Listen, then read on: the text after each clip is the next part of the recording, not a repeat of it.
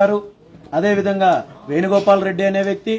ఇంకా వాళ్ళ కుటుంబ సభ్యులు చాలా మందితో పాటు ఆ పార్టీకి సంబంధించిన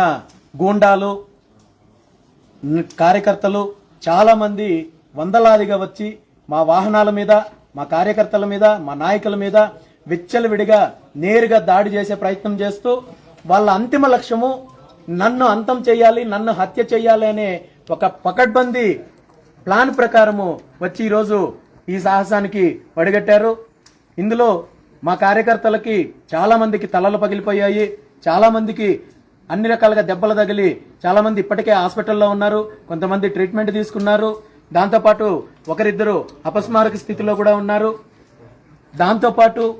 మాకు సంబంధించిన ప్రచార వాహనాలు ఏవైతే ఉన్నాయో సుమారు 4 ప్రచార రథాలు, అదేవిధంగా 5 నుండి 6 దాకా ఎల్ఈడికి సంబంధించిన వాహనాలు, నా సొంత